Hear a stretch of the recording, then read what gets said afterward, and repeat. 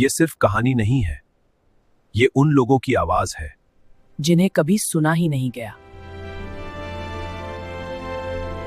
हर सभ्यता के इतिहास में कुछ अध्याय ऐसे होते हैं जिन्हें पलटने से पहले इंसान को अपनी आत्मा को तैयार करना पड़ता है, जिन्हें सदियों तक अछूत कहकर इंसानियत के दायरे से बाहर रखा गया है। ये बात हजारों साल पुरानी है, जब समाज सिर्फ काम के आधार पर बंटा था, न कि ऊंच नीच के आधार पर।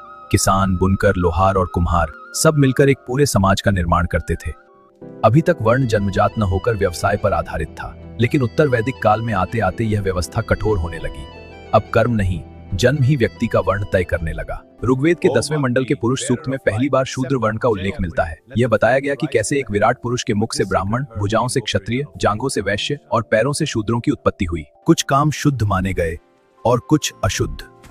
मौत, सफाई और चमड़े के काम से जुड़े लोगों को हे दृष्टि से देखा जाने लगा। उन्हें चांडाल या अंत्यज नाम दिया गया। वे न गांव में रह सकते थे, न उनका छुआ पानी कोई पी सकता था। मनुस्मृति जैसे ग्रंथों ने छुआछूत को कानून का दर्जा दे दिया।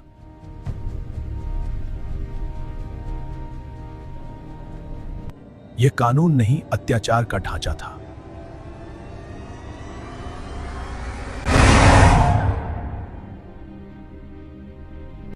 यह भेदभाव पीढ़ी दर पीढ़ी खून में घुल चुका था।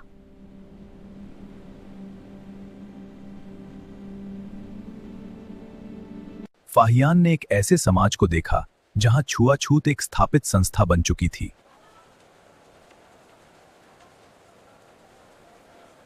फाहियान ने लिखा, चांडाल समाज में सबसे निचले पायदान पर हैं। जब वे रास्ते से गुजरते हैं तो उन्हें लकड़ी बजानी पड़ती है ताकि लोग उनके संपर्क से बच सकें। गुप्त काल में ब्राह्मणों का वर्चस्व चरम पर था। समाज में उनका स्थान सर्वोच्च हो चुका था।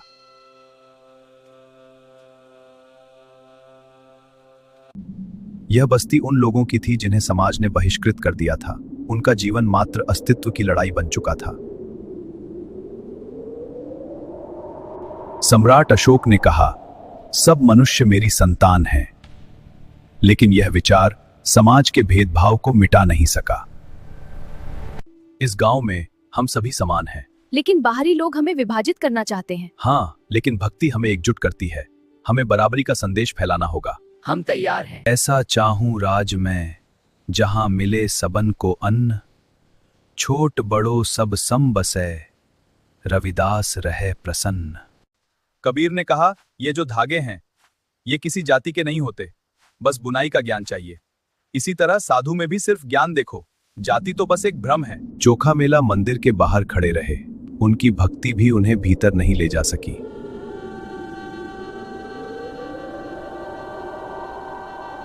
कबीर, तेरे रंग में रंग गई मेरी पायलिया। हाँ, और यह करघा हमारी भक्ति का प्रतीक है।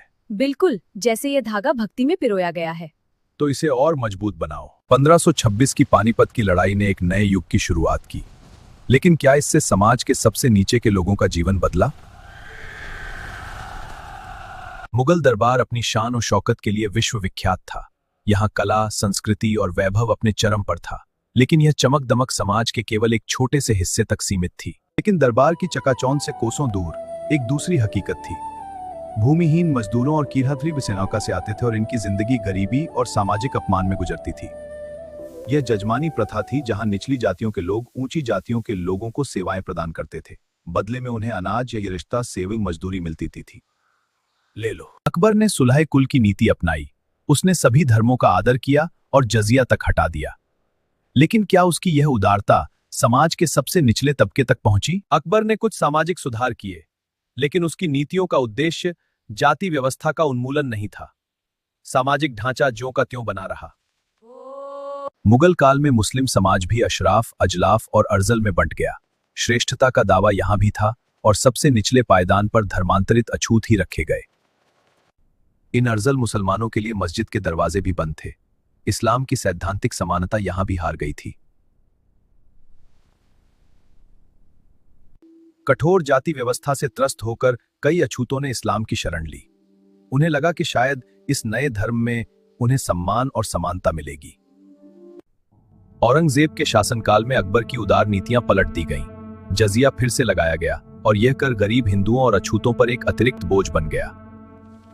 अमीर हिंदू तो यह कर दे सकते थे, लेकिन जिन अछूतों के पास 2 वक्त की रोटी भी मुश्किल से जुटती थी, उनके लिए जजिया एक जानलेवा आर्थिक चोट था।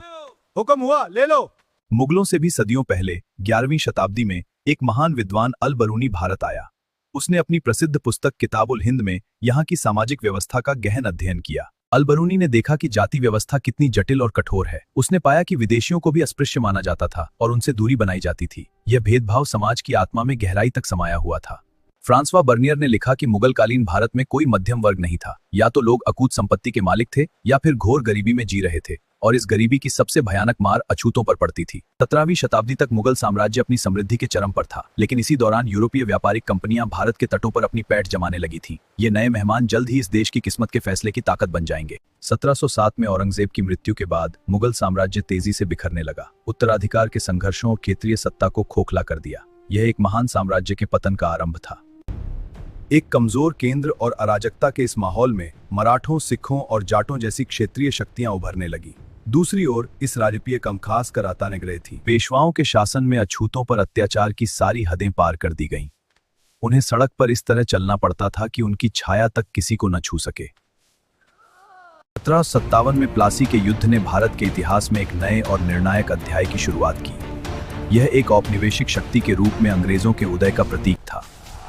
जैसे जैसे राजनीतिक सत्ता का हस्तांतरण हो रहा था, समाज की बुनियादी संरचना में कोई बदलाव नहीं आ रहा था। अछूतों के लिए मालिक बदल गए थे, लेकिन गुलामी की जंजीरें वही थीं। Proceed with the accounting. हजारों सालों का यह सफर एक ही कहानी कहता है। सत्ता और धर्म के नाम पर सामाजिक बहिष्कार की जरूरत थी, और वह भूचाल अब आने वाला था। प्लासी के मैदान में सिर्फ एक युद्ध की अंत नहीं लड़ा गया था। यहां भारत के वस्तु दिशा को क्या, यह महज एक मालिक के जाने और दूसरे के आने जैसा ही था। कंपनी की सबसे बड़ी चिंता राजस्व वसूली थी। उसने अपनी सुविधा के लिए मौजूदा जाति व्यवस्था का भरपूर इस्तेमाल किया। ऊंची जातियों और जमींदारों को उसने एक शोषण का सिलसिला जारी रहा। 1793 में लॉर्ड कॉर्नवालिस ने बंगाल में स्थायी बंदोबस्त लागू किया। जमींदारों को भूमि का मालिक बना दिया गया। अब वे सरकार को निश्चित राजस्व देंगे और बदले में किसानों से मनमाना लगान वसूल सकते थे। जमींदार बन गए थे भूमि के राजा। वे किसानों से, खासकर अछूतों से, मनमाना लगान वसूलते थे। न दे पाने पर उन्हें कोड़े लगवाए जाए। कानून उनके लिए नहीं था, कानून तो जमींदार का था। नाम बताओ, तुम्हारा नाम क्या है? रामू। पिता का नाम और जाति? अपने पिता का नाम और जाति बताओ। भीका, अछूत। अलग वर्ग में दर्ज। 1901 की जंगनाना में ब्रिटिश अधिकारी हर्बर्ट रिस्ले ने जाति व्यवस्था को वैज्ञानिक आधार देने की कोशिश की। उसने जातियों को नस्लीय पैमाने पर रखा और सुझाव दिया कि ऊंची जातियां आर्य, इस निज विज्ञा अन्य मूल की हैं ने जातिगत भेदभाव को एक नया और खतरनाक औचित्य दिया, जबकि निचली जातियां द्रविड़ या अन्य मूल की हैं। इस नस्लीय विज्ञान ने जातिगत भेदभाव को एक नया और खतरनाक औचित्य दिया। जनगणना ने समाज में पहले से मौजूद जातिगत विभाजन को और गहरा और स्थायी बना दिया। अब लोमेजा के लिए उनकी के साथी जुड़ गई। अंग्रेजों ने फूट डालो और राज करो की नीति के तहत इन विभाजनों को और बढ़ावा दिया। ईस्ट इंडिया कंपनी और बाद में ब्रिटिशों की जरूरत थी। उन्होंने महार जैसी कई जातियों को भर्ती करना शुरू किया। 1 जनवरी 1818 कोरेगांव, यहाँ महार सैनिकों ने ब्रिटिश सेना की ओर से लड़ते हुए पेशवा की सेना को करारी शिकस्त दी। यह उनके लिए सिर्फ एक सैन्य विजय नहीं थी, लेकिन यह दरवाजा उनके लिए बंद कर दिया गया। ऊंची जातियों, खासकर मराठों ने में आपत्ति जताई। अंग्रेजों ने महारों को गैर युद्धक जाति घोषित कर दिया। जो थोड़ा बहुत सम्मान उन्हें मिला था, वह भी छिन गया। जहां एक और अंग्रेज जाति व्यवस्था को कठोर बना रहे थे, वहीं समाज के भीतर से ही कुछ ऐसे स्वर उठ रहे थे जो इस व्यवस्था को जड़ से उखाड़ दे। फुले ने एक क्रांति की नींव रखी। शहजादे के बारे में पुलेमों को पड़लास पर लाने के लिए लेकिन स्कूल पहनी, वह रुकी नहीं। वह एक साथ 2 क्रांतियां लड़ रही थी, जाति के खिलाफ और पितृसत्ता के खिलाफ। 1873 में ज्योतिबा फुले ने सत्यशोधक समाज की स्थापना की। यह सिर्फ एक संगठन नहीं था, यह सदियों की गुलामी और अंधविश्वास के खिलाफ एक वैचारिक युद्ध का उनका नारा था। ज्योतिबा फुले ने अपनी पुस्तक गुलामगिरी में जाति व्यवस्था और ब्राह्मणवादी वर्चस्व की कशूद्र और अछूत बनाया। यह पुस्तक पीड़ितों और शोषितों के लिए एक नए धर्म ग्रंथ की तरह थी। पूर्वी भारत में श्री रामकृष्ण परमहंस ने अपने आचरण से दिखाया कि ईश्वर की नजर में कोई ऊंच नीच नहीं है। उन्होंने न केवल अछूतों को अपनाया, बल्कि उनके साथ भलचल मचा दी। केरल में श्री नारायण गुरु ने जाति की दीवारों को तोड़ने का अपना रास्ता निकाला, जिसे ऊंची जातियों ने चुनौती दी। यह ब्राह्मणों का शिव नहीं, बल्कि ईजवाओं का शिव है। श्री नारायण गुरु ने घोषणा की, एक जाति, एक धर्म, एक ईश्वर मनुष्य के लिए। उन्होंने न केवल मंदिरों में प्रवेश का अधिकार दिलाया, बल्कि शिक्षा और आर्थिक उन्नति पर भी जोर दिया। उत्तर भारत में स्वामी दयानंद को फिर से हिंदू समाज में शामिल किया गया। उन्हें वेद पढ़ने और यज्ञ करने का अधिकार दिया गया, जो सदियों से उनसे छीना गया था। शुद्धि आंदोलन ने अछूतों को एक नई पहचान तो दी, लेकिन यह अपने विरोधाभासों से मुक्त नहीं था। इसमें मान लिया गया था कि यह मुक्ति का नहीं और उन्हें शुद्ध करने की दास्ता का रास्ता। लो, अपनी किताब और स्लेट ले लो। धन्यवाद पादरी जी। हाँ, अब हम भी सीखेंगे। पढ़ो, बच्चों के लिए स्कूल खोले। यह शिक्षा अक्सर धर्मांतरण का माध्यम बनती थी। 14 अप्रैल 1891। उस समय किसी को नहीं पता था कि शोषितों और पीड़ितों की आवाज बनेगा।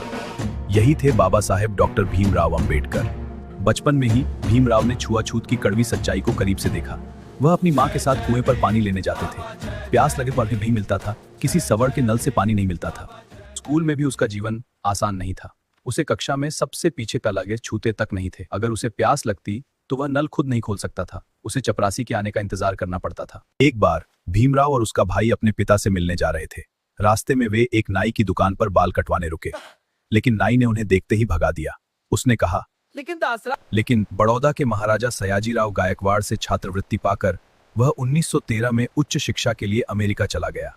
यह उसके जीवन का एक निर्णायक मोड़ था। कोलंबिया पीखा था। अंबेडकर राज की स्याओं को बनाया। यहीं से उन्होंने अपनी उस लड़ाई के लिए बौद्धिक हथियार तैयार करने शुरू कर दिए, जो वह भारत लौटकर लड़ने वाले थे। मुझे यहाँ एक कमरा चाहिए।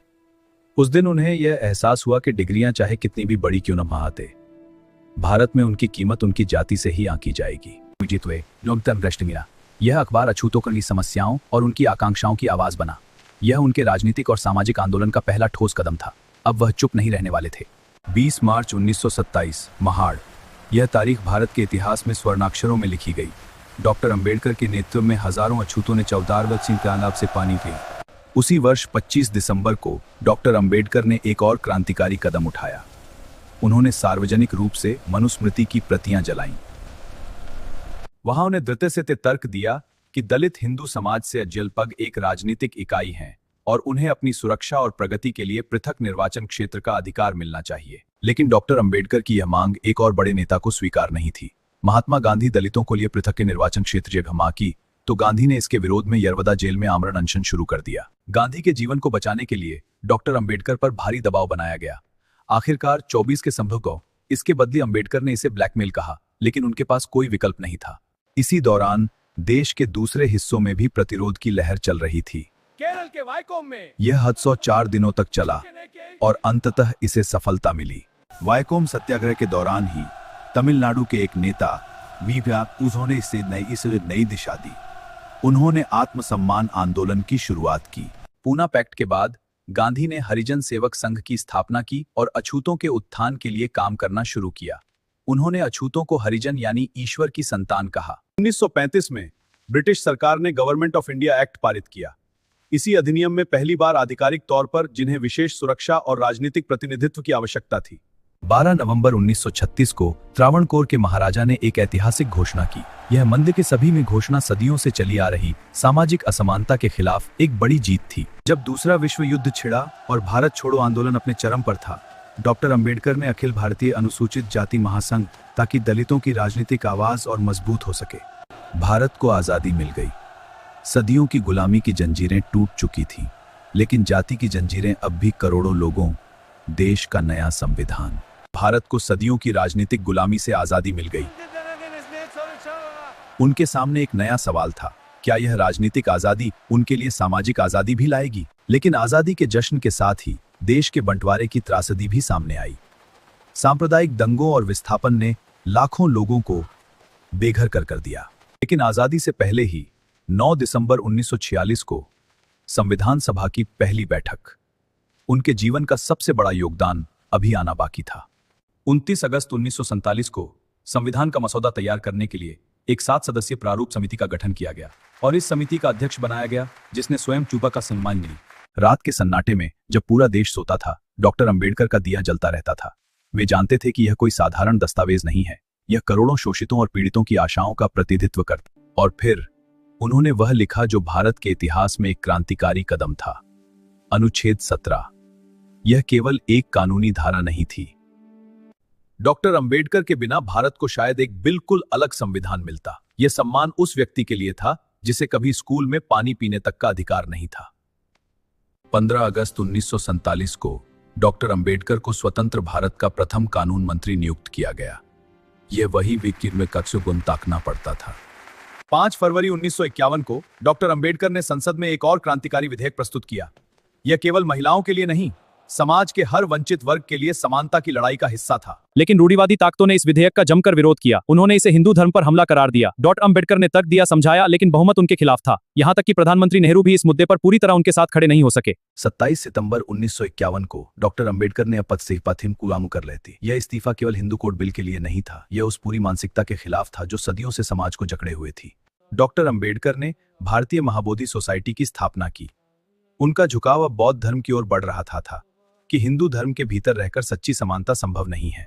1955 में डॉक्टर अंबेडकर ने अपनी महानतम कृति उन्होंने बौद्ध धर्म को एक नए, आधुनिक और वैज्ञानिक दृष्टिकोण से प्रस्तुत किया। लेकिन यह याद रखना जरूरी है कि डॉ अंबेडकर का संघर्ष सिर्फ राजनीतिक नहीं था। इसके हो उन्होंने नासिक काव्य में कर्मतन्य में महेश के लिए ऐतिहासिक सत्याग्रह शुरू किया। यह केवल मंदिर में प्रवेश की लड़ाई नहीं थी, यह मानवीय गरिमा और समानता के अधिकार। लेकिन मंदिर का द्वार बंद रहा। सवर्ण हिंदुओं ने दलितों को भगवान राम के दर्शन नहीं करने दिए। यह सत्याग्रह 1935 तक चला, लेकिन मंदिर के द्वार नहीं खुले। 13 अक्टूबर 1935 ये ओला। इस दिन डॉक्टर अंबेडकर ने एक ऐतिहासिक घोषणा करने की तैयारी की। यह घोषणा सिर्फ उनके जीवन की दिशा नहीं बदलने वाली थी, बल्कि करोड़ों दलितों के भविष्य को भी प्रभावित करने वाली थी। और फिर वे शब्द आए जो इतिहास में अमर हो गए, मैं हिंदू पैदा हुआ था, यह मेरे बस की बात नहीं थी। यह घोषणा की गुलामी और अपमान की जंजीरों को तोड़ने की घोषणा थी। 14 अक्टूबर 1956 नागपुर। डॉक्टर अंबेडकर ने से दीक्षा ने यह विश्व इतिहास सबसे बड़ा सामूहिक धर्मांतरण था। ब्राह्मण देवताओं की पूजा न करने, मनुस्मृति में विश्वास न करने, समानता और बंधुत्व पर आधारित यह केवल धर्म परिवर्तन नहीं था, यह एक नई सामाजिक व्यवस्था का निर्माण था।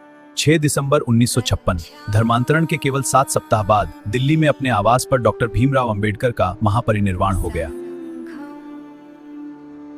उनके लिए वे एक मसीहार थे। यह भारत के इतिहास की सबसे बड़ी शव यात्राओं में से एक थी। जिस व्यक्ति को कभी स्कूल में पानी नहीं पीने दिया गया, उसे अंतिम विदाई देने के लिए आज सारा देश उमड़ पड़ा था। उनका अंतिम संस्कार मुंबई के दादर चौपाटी पर किया गया। जलती चिता के चारों ओर लाखों लोग खड़े थे। जैसे जैसे लपटें ऊपर उठ रही थीं, एक युग का अंत हो रहा था। लेकिन उनके विचार और उनके द्वारा दिखाया गया मार्ग आने वाली पीढ़ियों के लिए एक मशाल बन गया। कानून ने बराबरी लिख दी, लेकिन समाज अभी पीछे था। असली लड़ाई अभी बाकी थी। कुछ जंजीरें अभी भी टूटी नहीं थी, लेकिन अब लोग चुप नहीं थे। क्या सब बराबर हो गए?